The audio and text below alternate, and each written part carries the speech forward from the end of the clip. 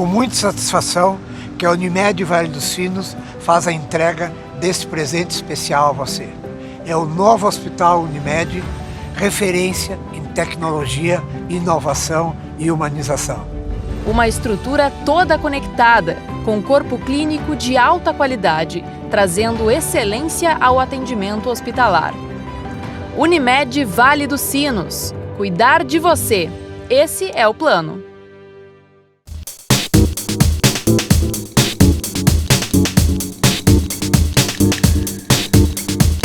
Boa noite, telespectadores. No programa de hoje você vai saber um pouco mais sobre as doenças renais, as doenças dos rins que acometem tantas pessoas. E para falar sobre estas doenças, nós estamos aqui com o Dr. Lucas Luz, que é médico nefrologista e também vice-presidente sul da Sociedade Brasileira de Nefrologia e atuante aqui, do corpo clínico do Hospital Unimed como nefrologista. Tudo bem, doutor Lucas? Tudo bem, Eliane, muito obrigado pelo convite, boa noite a todos os telespectadores. E hoje a gente vai conversar então um pouquinho sobre a saúde do rim.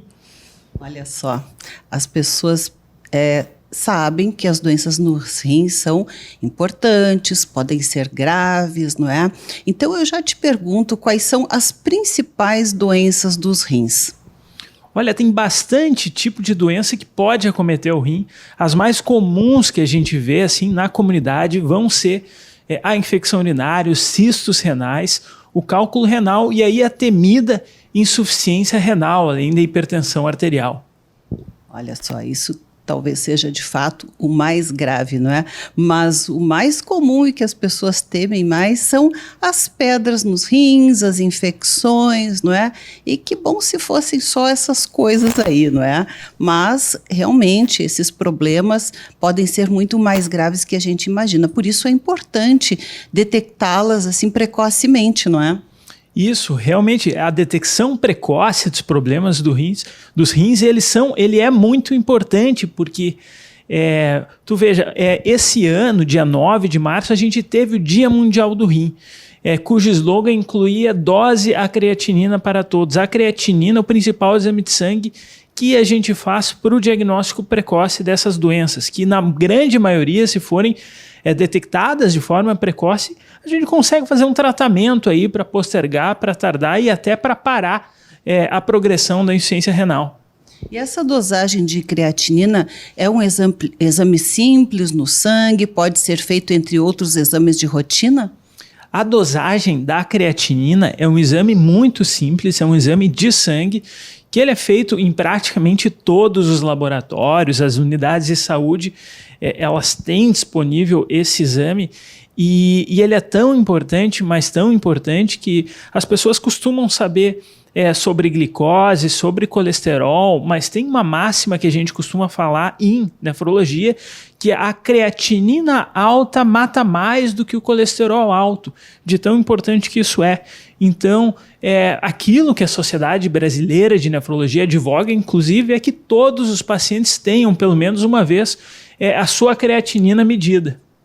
Bem, então está aí, é um exame bem simples, mas quando as pessoas pensam em rim, em bexiga, elas pensam no exame de urina. E este exame de urina, o exame comum de urina, que é creio, mais simples, ele é importante. Que doenças ele poderia mostrar o exame de urina? Olha, doutora Eliane, o exame de urina ele é muito interessante, porque ele nos traz realmente muita informação. Todo mundo tem uma ideia, mais ou menos, de como é uma urina normal, aquela urina amarelinha, clarinha.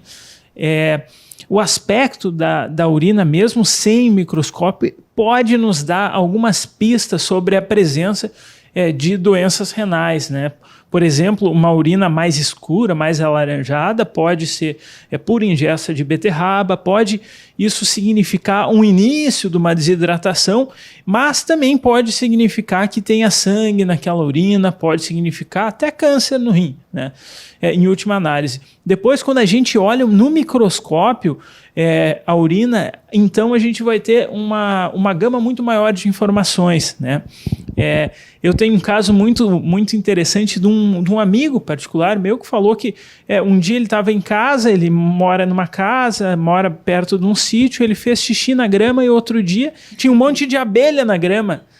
Olha só, Lucas, o que pode ser isso? Ele foi fazer o exame de urina e ele tinha diabetes. Então tinha glicose na urina, que é uma dessas coisas que a gente consegue detectar. Então, a partir do momento em que a gente vê uma urina alterada, ou então a gente já tem uma creatinina aumentada, a gente precisa ter um estudo um pouco mais específico da urina. E quando, num exame comum de urina, por exemplo, se detecta sangue na urina, isso é normal? Pode ser normal? Ou que doenças poderiam estar acontecendo?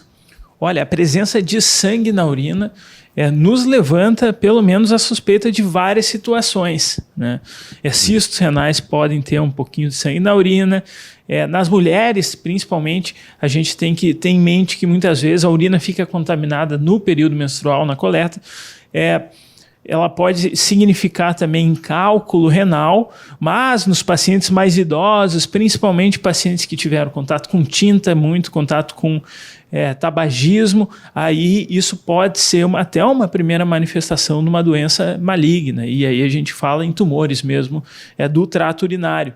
Não falando sobre rim, daí também falando sobre bexiga, isso pode ser também infecção urinária e algumas outras situações. Olha só quantas coisas a gente pode ver através de um simples exame de sangue ou de urina, de rotina, não é? Bem, estando alterado, né? Claro que o encaminhamento ao nefrologista se torna muito importante para a investigação. Mas uma coisa bem comum, Dr. Lucas, são os cálculos renais, as pedrinhas nos rins. Não é? Que quando chegam a sair ali do rim e descer, não é? Lá pelo ureter, bexiga, né? Dizem que é uma dor muito forte, não é? Mas fala um pouquinho então sobre essas pedrinhas nos rins, quem pode ter, por que elas acontecem. Quem teve pedra no rim ou quem teve um episódio de cálculo renal, não esquece.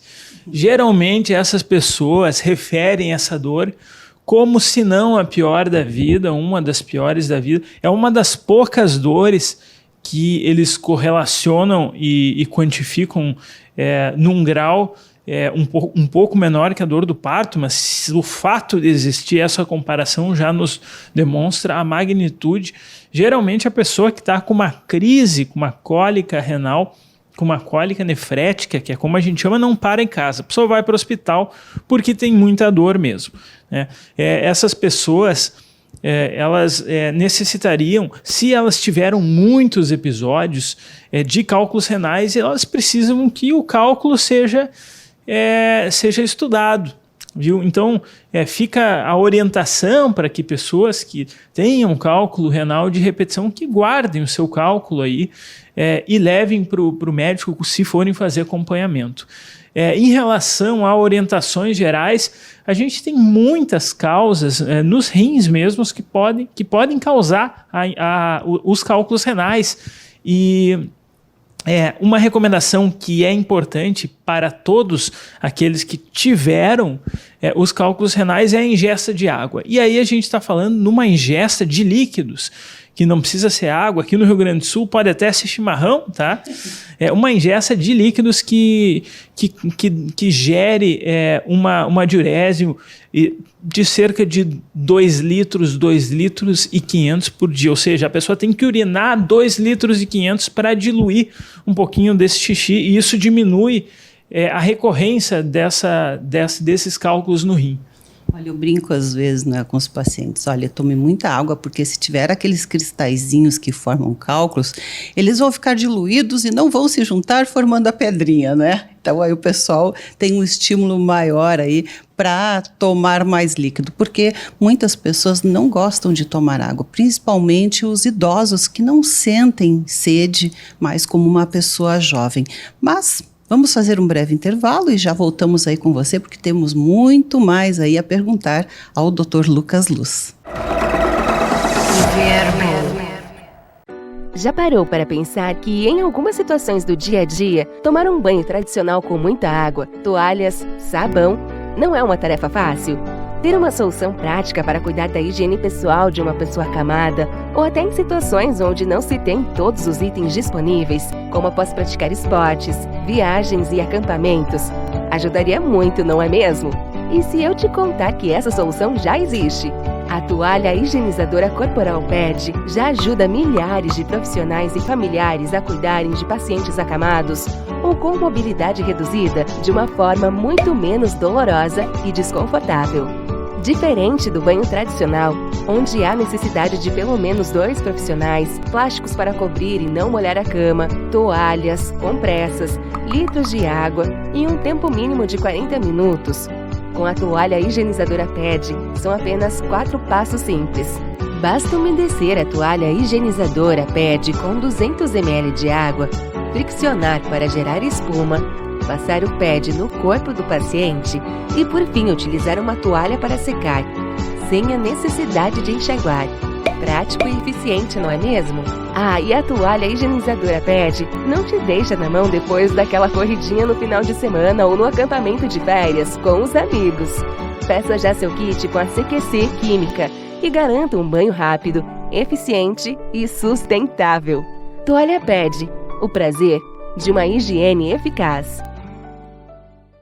O Unimed Pleno é o seu plano. Com ele, você não paga a coparticipação em exames e agora conta com uma unidade de atendimento maior e mais completa em Novo Hamburgo, na Rua Marcílio Dias, 879. Um plano onde você tem o seu médico de família que conhece a sua saúde e sempre que necessário, você será encaminhado ao médico cooperado especialista. Ligue 0800 642 1800 e faça já o seu Unimed Pleno.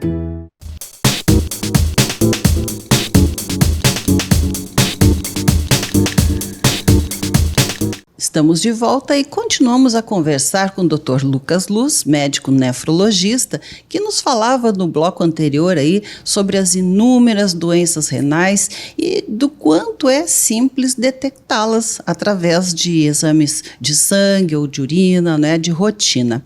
Mas, Dr. Lucas, a gente queria saber um pouquinho agora sobre algo bem comum, que às vezes até se detecta numa ecografia abdominal, não é? Que são os cistos nos rins. O que são esses cistos? Tem pessoas que têm vários cistos, outros cistos pequenos, outros cistos grandes, né? O que são eles? Então, cistos renais, eles são muito heterogêneos, quer dizer que tem muitos tipos diferentes de cistos renais, né? Quando a gente fala de cisto renal, a gente fala desde um cisto muito simples, que é um achado, que boa parte da população tem, né? Se estima que os pacientes mais idosos, uma proporção deles tenham algum cisto renal. Isso não quer dizer nada, isso é apenas uma variação que acontece ao longo da idade também. Pelo envelhecimento, isso é numa ponta, e na outra ponta a gente pode ter até câncer no rim, né?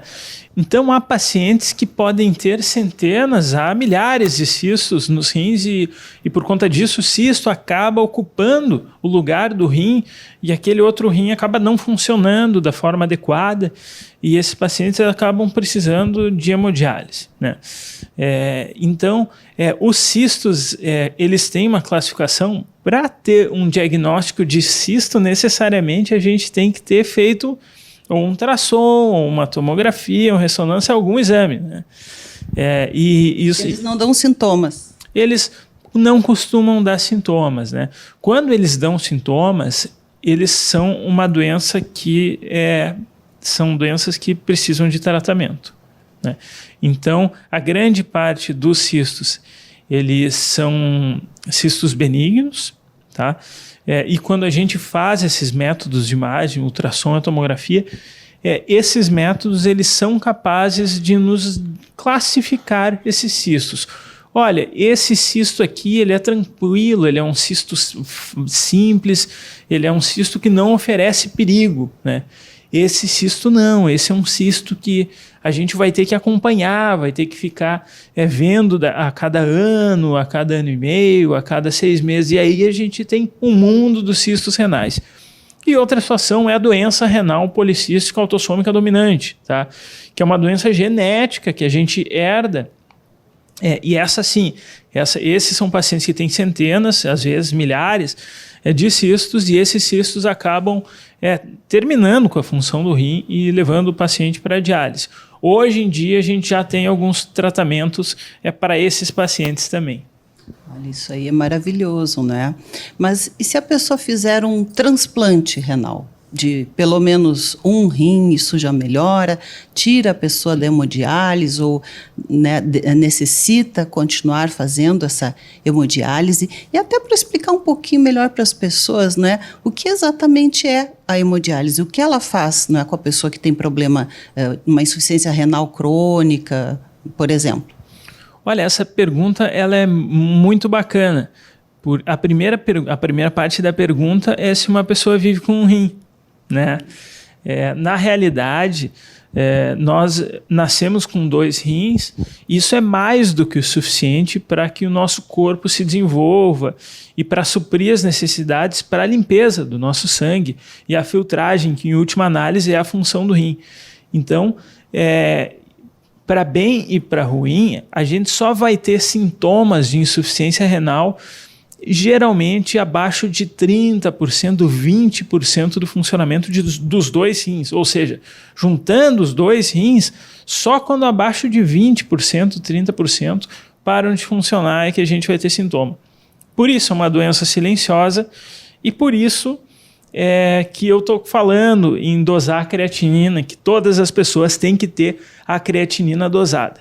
Dito isso, quando a gente transplanta, faz um transplante renal, quando os rins do paciente não funcionam mais e a gente precisa fazer um transplante, a gente costuma transplantar, excetuando em crianças, às vezes há 2 rins em bloco, mas a gente transplanta um rim só, porque um rim só tem capacidade de conseguir suprir todas as demandas metabólicas do nosso corpo. E uma coisa também importante, doutor Lucas, e que eu acho que é uma doença silenciosa, pelo menos inicialmente, são os tumores, os cânceres de rim, não é? O câncer de rim, ele é um câncer que aumenta a sua incidência com a idade e tem como principal fator de risco na nossa população o tabagismo, né? Então, o paciente que ele avança aí para 4ª, 5ª, 6ª década de vida e começa com sangramento na urina, esses pacientes são pacientes que a gente tem que abrir o olho porque eles podem estar sendo acometidos por essa patologia. Pacientes que também têm familiares com câncer de rim, pai com câncer de rim, irmãos com câncer de rim, também são pacientes que têm que ficar com o olho mais aberto. Mesmo sendo mais jovens. Mesmo mais jovens. São pacientes que são pacientes em risco para um câncer renal, né? Então, o câncer renal ele pode ser também silencioso, ele pode não causar hematúria, que a gente chama de sangramento na urina, ele pode só causar anemia, né? Ele pode só causar cansaço. E então, muitas vezes, quando a gente faz esse diagnóstico, a gente já tem estadios mais tardios, enfim. Havia me perguntado sobre hemodiálise antes, né? Hemodiálise é um suporte renal artificial, que a gente chama, né? Se o pulmão acaba parando de funcionar, é muito mais difícil fazer um transplante pulmonar de urgência, né? Se um coração também, um coração que para de funcionar, a gente tem poucas alternativas. O rim, felizmente, a gente tem a hemodiálise, né? Então, ao mesmo tempo que é um problema, a hemodiálise ela também é uma solução, porque ela prolonga a vida do paciente com insuficiência renal, né? É uma máquina, na realidade, em que a gente costuma pegar, a máquina de hemodiálise, a gente costuma pegar o sangue do paciente, o sangue do paciente passa por um filtro, que tem algumas soluções que a gente faz, que são de uma forma até matemática, a gente faz as contas com sódio, com potássio, com sais minerais da pessoa, e depois a máquina torna com o sangue limpo para a pessoa, né, com o sangue filtrado, e isso é uma forma de vida, né? Isso pode prolongar por muitos anos a vida de uma pessoa. Tem pacientes em 10 anos, 15 anos, até 20 anos em hemodiálise. Até porque, às vezes, um transplante renal pode demorar e também não são todas as pessoas candidatas a um transplante renal, não é? Porque podem ter outras complicações e... eu gostaria de saber. Isso é um outro tópico muito importante, né? Quando um paciente tem um diagnóstico de insuficiência renal crônica e precisa de um suporte para isso, ou seja, o rim não funciona mais, vai precisar de hemodiálise ou transplante renal. Tem também diálise peritoneal, que é um tópico à parte. Mas realmente os pacientes que vivem mais, a melhor terapia, ela é um transplante, né? É um transplante que pode ser um transplante de um doador vivo ou então um paciente de um doador falecido, né? Aqui no estado do Rio Grande do Sul, felizmente, a gente tem bons, grandes centros transplantadores aqui na capital e no interior. E os pacientes, eles têm a felicidade de serem listados, né? Eles podem ganhar um rim novo. Isso é uma outra forma também de vida, né? É claro que não é realmente uma terapia para todos, porque esses pacientes eles têm um risco cirúrgico, né? A cirurgia do transplante não é uma cirurgia pequena também, tem um risco de rejeição e a gente... Quem faz um ambulatório de pré-transplante renal, quando esses pacientes são encaminhados, eles têm um acompanhamento para definir se o risco de fazer a cirurgia do transplante não é maior do que o risco da doença mesmo e continuar na hemodiálise. Bem, doutor Lucas, nosso programa já está quase chegando ao final, mas ainda rapidamente eu queria te perguntar se o rim, não quando ele está totalmente, digamos assim, não funcionante, mas um rim que funciona mal, isso pode repercutir em outros órgãos do corpo? Um paciente que tem doença renal crônica, quer dizer que ele tem um rim que não funciona direito e que isso vai se perpetuar ao longo do tempo, ele tem um grande fator de risco para a doença cerebrovascular, tá? Seja o AVC, derrame, né?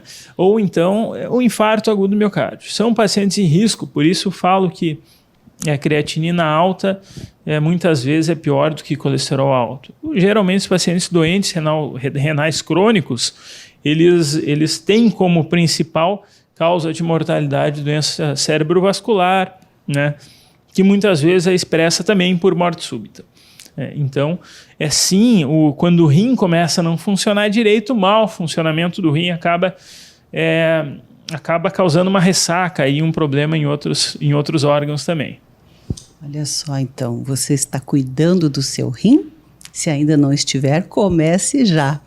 Bem, doutor Lucas, queremos lhe agradecer aí, não é, por tantas informações preciosas e tenho certeza que este programa será muito produtivo, não é, para as pessoas que assistem, para que façam suas prevenções ou que alertem pessoas das suas famílias, amigos, enfim, não é, que divulguem essas informações. Então, muito obrigada e é um prazer tê-lo conosco no programa. Convidamos para estar novamente aí qualquer dia desses. Muito obrigada. Muito obrigado, Eliane. É um prazer muito grande estar conversando aí com os telespectadores. E de última mensagem, né? O tema aí do Dia Mundial do Rim foi dose de creatinina para todos, né? Assim como tem algumas pessoas que sabem seu colesterol. Meu colesterol é 150, meu colesterol está muito alto, doutor. Meu colesterol LDL, meu colesterol ruim está 180, eu preciso fazer dieta. Também saiba a sua creatinina, tá bom? Um grande abraço, boa noite. Olha, então, a dica preciosa. Boa noite a você e voltamos amanhã com o nosso Viver Bem. Até lá. Viver Bem. É com muita satisfação que a Unimed Vale dos Sinos faz a entrega desse presente especial a você. É o novo Hospital Unimed, referência em tecnologia, inovação e humanização. Uma estrutura toda conectada, com corpo clínico de alta qualidade, trazendo excelência ao atendimento hospitalar. Unimed Vale dos Sinos. Cuidar de você. Esse é o plano. Laboratório Exame. Confiança em análises clínicas.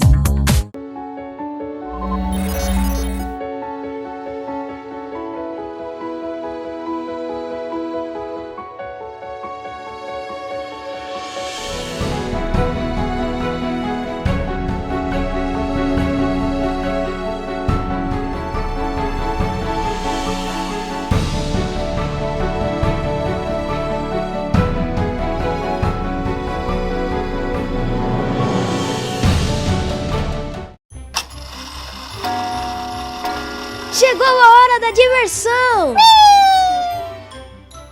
Esta é uma história interativa toda colorida, em versinhos de encanto e imaginação, com um fantasma chamado Chiclete pronto para maior confusão.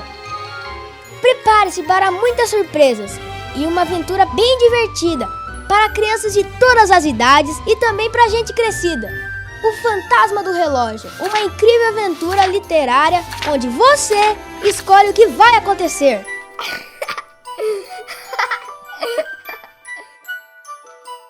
A 88.7 FM é líder de audiência no Vale dos Sinos. Resultado da união entre seus ouvintes, comunicadores e anunciantes. Entre em contato e faça parte desse sucesso. 88. Inverno.